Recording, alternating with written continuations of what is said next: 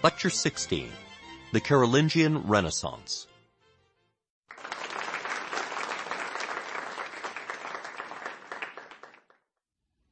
Welcome back.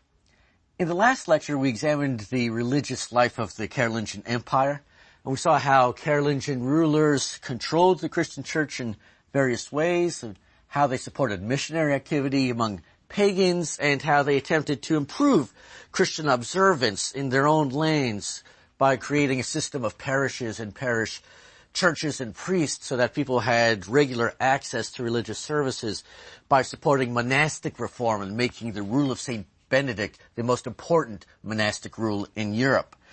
In this lecture, we're going to turn to the very closely related topic of intellectual developments in Carolingian Europe.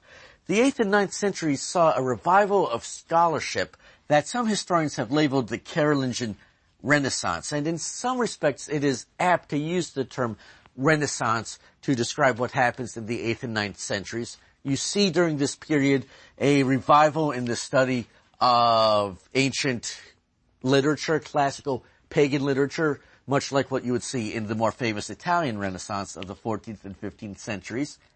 On the other hand, in some respects, the phrase Carolingian Renaissance is misleading because the Carolingian Renaissance is quite different from the Italian Renaissance in many important respects. Italian humanists of the 14th and 15th centuries saw pagan literature, classical literature, as having its own inherent moral value. Reading it would make you a better person and inspire you to do better things. Studying classical literature is an end in and of itself. Carolingian scholars took a much more utilitarian view towards the classics. They were willing to read authors such as Cicero, for example, but they did so not because they regarded classical literature as an independent source of moral authority and inspiration. They did it because they wanted to get their Latin up to speed, to improve their Latin skills, which they would then use to read the texts that were really worth studying, the Bible, the Church Fathers. In this lecture, we'll take a closer look at the Carolingian Renaissance to see when and where it evolves and why Charlemagne gives his support to it at all. Einhard, Charlemagne's biographer, probably exaggerated Charlemagne's intellectual accomplishments just a tad. But nonetheless, it's true that Charlemagne himself provides much of the impetus for the Carolingian Renaissance, which reaches its high point during the reign of his successor, Louis the Pious. Augustine had distinguished between Christianity and paganism in various ways, but one of the most important differences he identified was that pagans worshiped the gods in the expectation of immediate benefits in this world because you want to get rich or you don't want your boat to sink. Christians did not turn to God for that reason. They worship God because God is all good and all powerful and worthy of worship. Charlemagne did not understand this distinction, and his approach to religion and to scholarship were very practical. He supports the Carolingian Renaissance because he intends this Renaissance to have practical consequences. It occurred to Charlemagne that, as he expresses in some of his letters openly and in some of his laws, it occurs to Charlemagne that many of the texts used in religious services in the Carolingian world were in very bad shape. They had become garbled because they're copied by hand. And every time someone copies out a new version of the Bible or a copy of the Rule of St Benedict, for example, a copy of a liturgical prayer book, the scribe is going to make mistakes, inevitably, because it's such a huge undertaking, it's a tedious undertaking, and your mind wanders. And as your mind wanders, you will forget to copy a word or a whole sentence, or you will leave out a paragraph. You will look at the text, and it doesn't make any sense to you, so you will amend it or write what you think it should say. And as a result of these interpolations that are added to texts such as the Bible, the Rule of St Benedict, the disappearance of words, the misrecognition of words where you thought it said one thing but it really meant something else, the books became very difficult to understand. Even worse, different versions of the Bible are in circulation in the Carolingian world. And if you got a Bible from Italy and compared it to a Bible from Francia, you would see the differences because different regions developed their own scribal traditions. All the scribes in Italy are copying from the same exemplar, for example, whereas the scribes in Francia are copying from a different exemplar. And one had to wonder, well, which of these versions is the more correct and should we be using? As is the fact that you have multiple different versions of these important religious texts in circulation is not bad enough. Pronunciation of the Latin language had evolved greatly during late antiquity and the early Middle Ages. Certainly by Charlemagne's time, maybe even as early as the 6th century, spoken Latin, as used in everyday life, had turned into Old French or Spanish or Italian, had become Romance languages. People thought they were speaking Latin, but they were in fact speaking something rather different. And even when they picked up a Latin text, such as the Bible, and started to read from it, they were speaking in French without recognizing what they were doing. When Anglo-Saxon and Irish monks come to the continent in large numbers in the 7th and 8th centuries, they speak Latin very differently because they don't speak Romance languages. They don't lapse into their vernacular when they look at a Latin text. They actually read Latin. And so their presence on the continent starts to make contemporaries aware of the fact that we're not really speaking Latin very well, are we? We're speaking something else. The combination of bad pronunciation and bad texts for Charlemagne was very worrying, because if your texts are bad, texts such as the Bible are bad, you can't know what it is that God is commanding you to do. And if your pronunciation of Latin is bad and you're reading a garbled text, then God cannot understand your prayers. And when you pray for victory over the Saxons, or you pray for a famine to end, when you pray for anything, God is in heaven going, what? Your Latin is awful. Would you please speak more? Well, forget it. Get an Anglo-Saxon monk. Him I can understand. Divine omniscience was not a concept that Charlemagne was able to grasp, and therefore it is vital for the well-being of the Carolingian Empire that these texts be corrected and that pronunciation be returned to good classical norms, because God speaks Latin.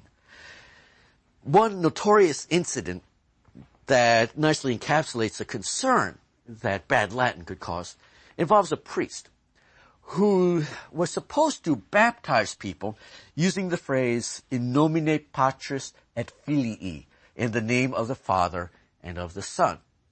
This priest's Latin was so bad, though, he would baptize people in nomine Patria et Filia, which makes no sense grammatically in Latin, but to the extent it says anything means in the name of the fatherland and the daughter. There was considerable theological debate over whether this person had sent dozens or hundreds of people to hell because he could not get the formula right, and his baptisms are therefore invalid. Charlemagne's fear that the decay of Latin imperils everyone leads to the Carolingian Renaissance, which has two major goals. Firstly, the establishment of good, accurate, and uniform Latin texts of the Bible and of the Rule of St Benedict and of prayer books. And secondly, the elevation of the level of education in the Carolingian Empire. Ideally, everyone's level of education, but certainly the educational level of priests and bishops, so that they're not mangling their prayers all the time and they're able to read these texts. Charlemagne was able to attract scholars from throughout the whole of the Carolingian Empire and even beyond to his court. There had been some sort of school at the Carolingian court, at least since the days of Charles Martel, but we know almost nothing about what it did until the reign of Charlemagne. Beginning in the 780s, the court school at Charlemagne's court starts to become an active intellectual center where the leading scholars of Europe all congregate to work. And Charlemagne himself recruits people actively to work at the court school. Einhard is an important member of the court school. From Italy, Charlemagne ropes in an Italian scholar named Paul the Deacon. From Spain, he recruits someone by the name of Theodulf of Orleans.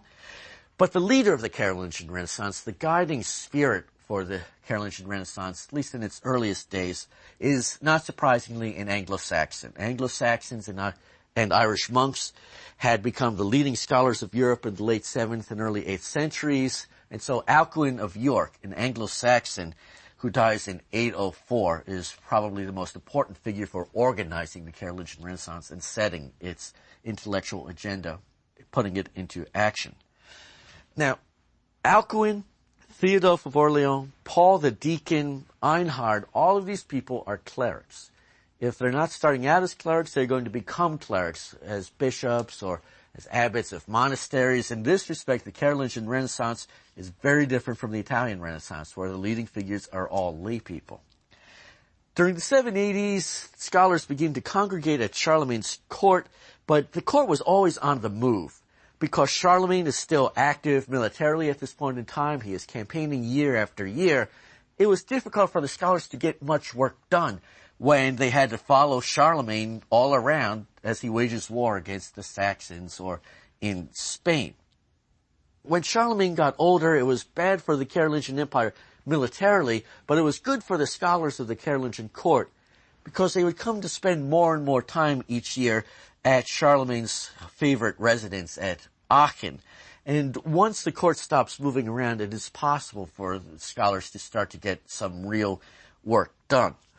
Aachen is going to be the center of the Carolingian Renaissance, but other secondary centers were going to appear throughout the Carolingian Empire. Interestingly enough, these centers tended to appear on the far periphery of the Carolingian Empire, often in Germany. And there's a reason for this. When Charlemagne conquers the Saxons, new monasteries are founded, new bishoprics are created as well. You need people to fill these new positions. When Charlemagne is looking for abbots to serve in these monasteries or for new bishops, he often turns to the scholars of the Carolingian court and sends them out to the furthest reaches of the Carolingian world. And as a result, these areas in the boonies often become quite important centers of scholarship, far more important than areas located in the Frankish homeland. Alcuin and the other scholars of the Carolingian Renaissance performed the essential task of preparing new editions, critical editions, of important religious texts, purging them of as many errors as they could catch. This was a huge undertaking because it necessitated finding as many copies of the Rule of St Benedict as you could, arranging them into chronological order in order to determine which were the oldest, establishing the relationships among these texts, then collating them in order to create a new, clean text that was as faithful to the oldest example as you could find.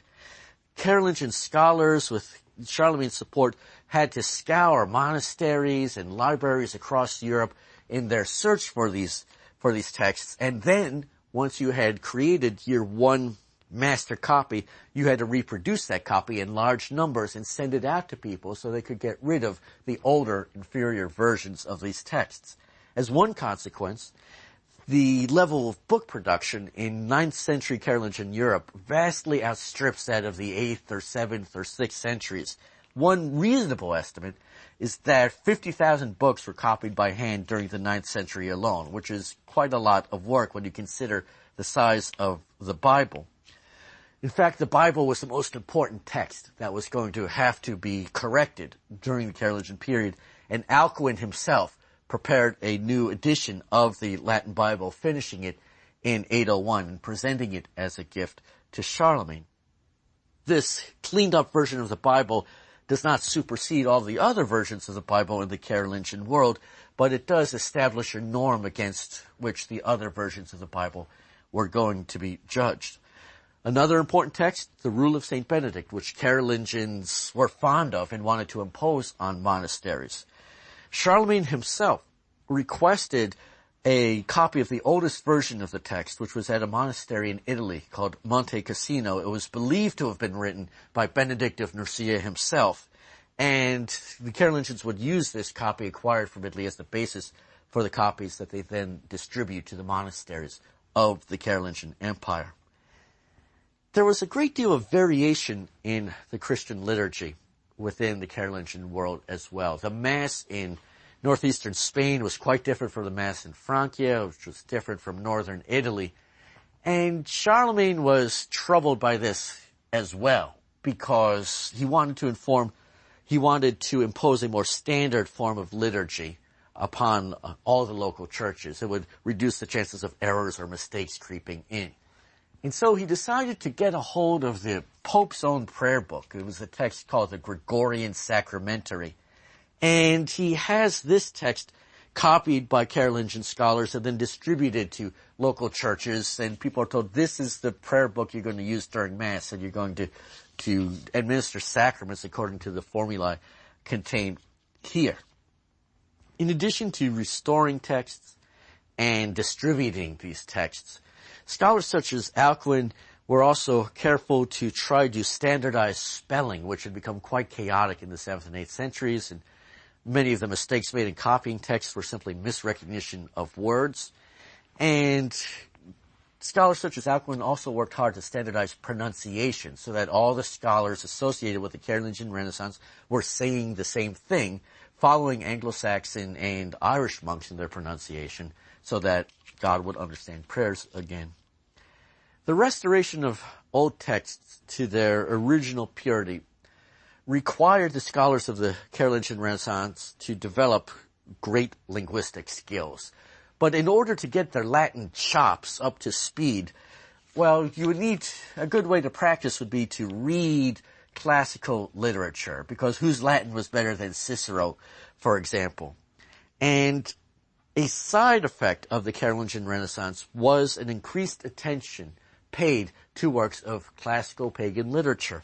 Texts by Cicero, by Virgil, even by Ovid are copied and studied in greater numbers during the Carolingian Renaissance so that scholars are able to master the Latin language. And this increased attention to old Roman pagan literature justifies the concept of Renaissance. However, the scholars of the Carolingian Renaissance were still working within a very early medieval intellectual agenda. They are very suspicious of this literature. They warn people against reading it with too much enjoyment.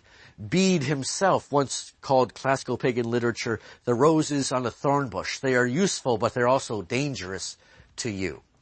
The sole purpose for studying these authors is not to enjoy them, but simply to master syntax and grammar and spelling. And once you've done so, you should put these texts aside and move on to works that were more spiritually beneficial. Certainly not every Carolingian scholar was able to read Cicero without pleasure, but that at least was what you were aiming for. In addition to restoring old texts, Charlemagne, and after him Louis the Pious, wanted to improve the educational level of everyone in the Carolingian Empire, but especially the clergy, so that people would speak Latin properly. And here too, the Carolingians are very ambitious.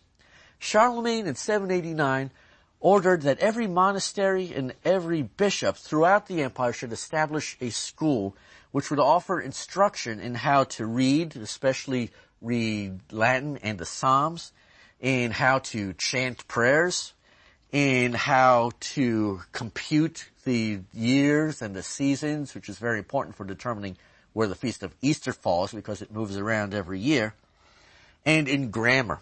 The curriculum is essentially the curriculum that you would have found in any monastery in the Carolingian Empire. But what is remarkable about Charlemagne's order of 789 is that this education is to be offered to everyone in the Carolingian Empire. Anyone who wants to should go to the local bishop's school or to the local monastery school and study these things. We do know that some of these schools are established, that some bishops followed through on this order, that some monasteries who had their own schools decided to split the school in two.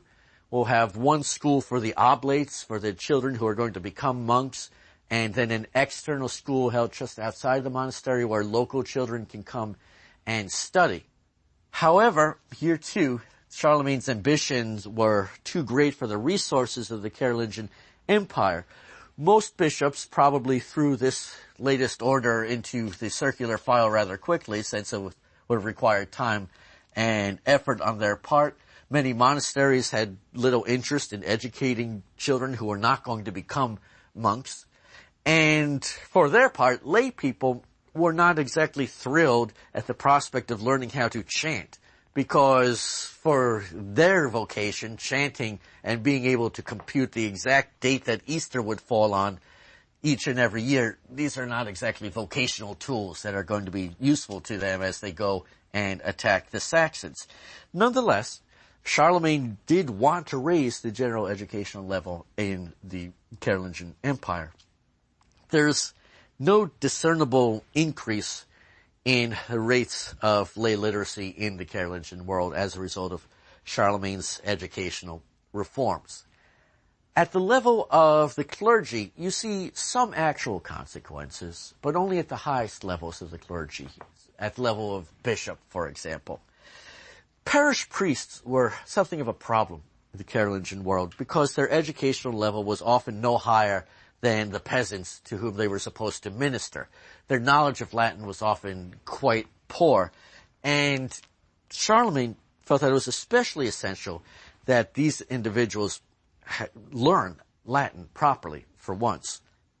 In order to achieve this, he and his successor Louis the Pious actually employed something that's quite popular today, standardized testing, as a means of unfunded standardized testing, as a means of trying to raise educational levels without actually paying for it. And Louis the Pious would have lists of questions drawn up that were to be administered to anyone who wanted to become a priest in the Carolingian Empire. These tests are a wonderful resource for historians because the questions are quite remarkable. They include such brain teasers as, do you believe in the resurrection of the dead? The idea that a potential priest might not know the correct answer to this rather fundamental element of Christian theology is startling. Even more amazing is that answer sheets were provided for the examiners for all of these questions because there was by no means certain that the person grading the test was going to know whether this was a true or a false. And it certainly gives some idea of what the Carolingians are up against. Parish priests were probably no better educated at the end of the 9th century than they had been at the beginning, and their Latin is still poor, and it's going to be many hundreds of years before there's a significant increase in their educational level. At the level of bishop, however, you do see a big change during the Carolingian period, both in terms of personal behavior and in terms of education. Many bishops were trained at Aachen under the supervision of Charlemagne and at a place where quite high standards were maintained. Your typical Merovingian bishop was not all that well educated, maintained a lifestyle that was almost indistinguishable from that of an important aristocrat. But during the course of the 9th century, more and more bishops would actually live according to the dictates of canon law, refraining from taking part in battle. They wouldn't hunt, they wouldn't be married or have children. And certainly the writings of Carolingian bishops were often in quite good Latin, at least as judged according to the norms of the classical past. Some of it's even almost beautiful. And in that respect, the Carolingian Renaissance does have some consequences. And even today, you can identify some of the consequences of the Carolingian Renaissance on every piece of paper that you read. The Carolingians recognized the source for some of the problems that caused scribes to copy texts incorrectly. Much of it had to do with the way that texts were written. The Romans and the inhabitants of the barbarian kingdoms that come after the Roman Empire, when writing out texts, almost never put spaces between individual words. They just wrote one long string of letters all the way across the page, and when they got to a random point, stopped and started again on the next line. So you don't end a line at any logical point. They write almost entirely in uppercase. You don't have uppercase and lowercase letters to tell you where a new sentence is beginning. Punctuation well, if there are no spaces between letters, there's no place to put punctuation. So we're not going to use that either. These texts were very difficult to read because you look at it and it's a sea of letters swimming around. It was quite easy to lose your place in them. Reading them was a long and laborious process in which you had to sound out the words until you hit something that made sense, and then you started all over again wherever you had stopped last.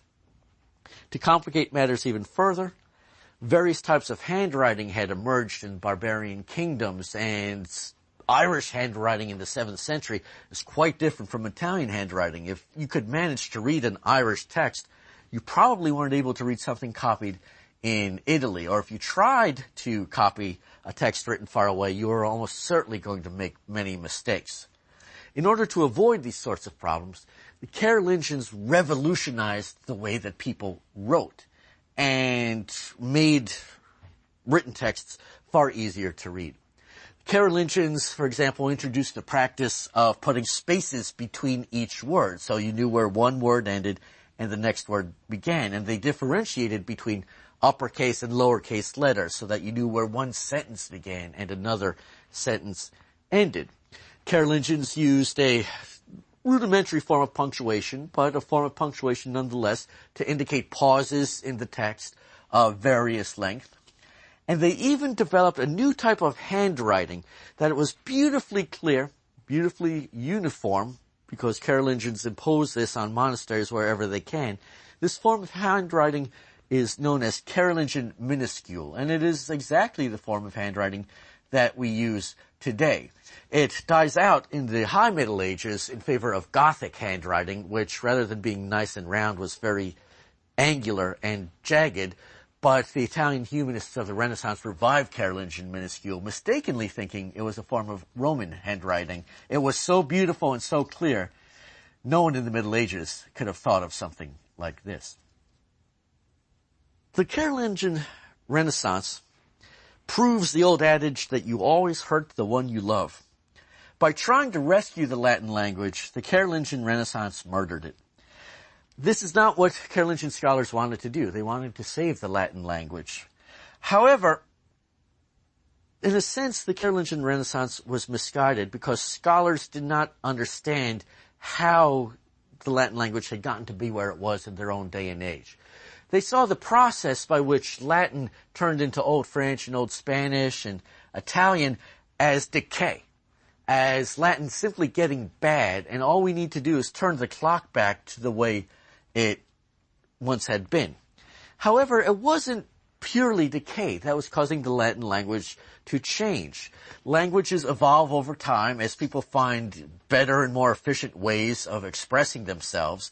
And in trying to get rid of French and Spanish and Italian, the scholars of the Carolingian Renaissance had set for themselves an impossible task.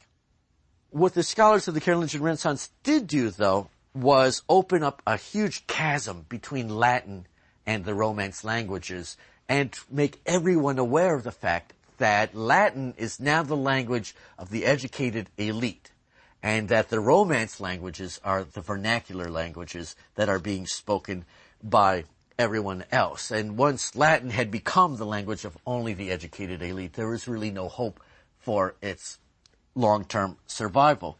And you see in the 9th century various signs of this recognition that Latin and French and Spanish Italian are really different languages.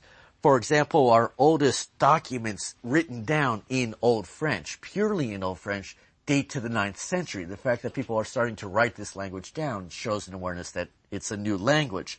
Church councils, such as the Council of Tours, held in 813, ordered priests who were reading sermons in Latin to also translate it into vernacular languages, into French or Spanish or Italian, another sign that we're not actually speaking Latin anymore, are we? Even though we thought we were for so long. To conclude, the Carolingian Renaissance, which flourished in the second half of the 8th century and the first half of the 9th century, is largely driven by the fear that educational deficiencies and corrupt texts are jeopardizing the salvation of souls and interfering with the ability of Carolingians to call upon God for help. The scholars of the Carolingian Renaissance strive to create standardized and accurate versions of religious texts such as the Bible and the Rule of St Benedict. They attempt to raise educational standards so that people's pronunciation of Latin is correct, but in doing so, they actually separate Latin from everyday life so that it really has no future as a major European language. The fate of the Carolingian Renaissance was very closely tied to the fate of the Carolingian Empire as a whole. And during the course of the 9th century, the Carolingian Empire started to encounter trouble, both as a result of internal political collapse and external attacks at the hands of the Vikings. And in our next lecture, we're going to examine the fury of the Northmen as the Vikings assault Europe.